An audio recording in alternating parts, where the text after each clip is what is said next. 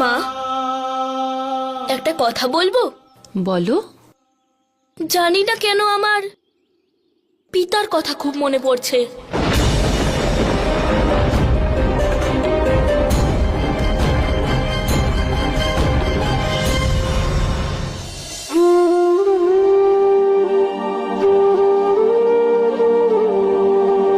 কিন্তু দেবী সীতা যতই দিব্য হোক না কেন, আপনার থেকে বেশি মধুর হতে পারে না। আর শ্রীরামের যতটা মহত্ব আছে, আমাদের পিতারও কি ততটাই মহত্ব আছে? ওনার কি আমাদের কথা মনে পড়ে না? আমাদের পিতা কবে আসবেন? ওনার তপস্যা কবে পূর্ণ হবে? তপস্যা করতে হবে কুশ। এ কিন্তু বড় কঠিন তপস্যা। আর স্বর্ণ থেকে অলংকার হতে সময় তো লাগেই পুত্র। এবার দুজনে বলো তো, মহারাজ শ্রী দশরথ আর মহারাজ জনকের তপস্যা শীঘ্রই কি পূর্ণ হয়েছিল?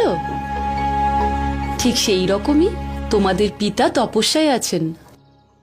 সময় তো লাগবেই। সমস্ত কর্ম আর তার ফল ও স্থান পূর্ব নির্ধারিত। সঠিক সময় আর সঠিক স্থানে তোমাদের পিতার সঙ্গে অবশ্যই দেখা হবে।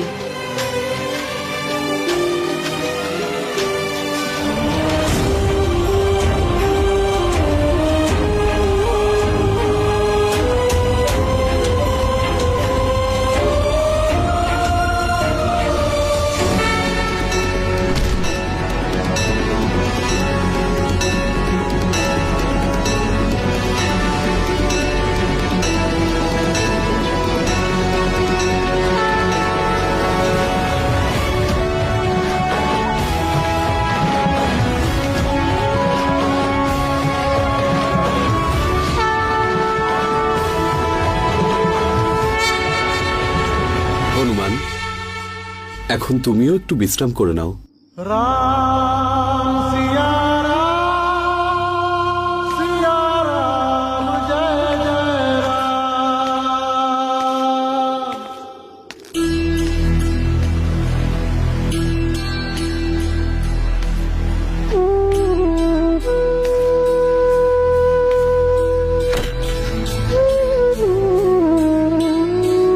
দেবী সীতার সাথে আপনার প্রথম সাক্ষাৎ কবে হয়েছিল?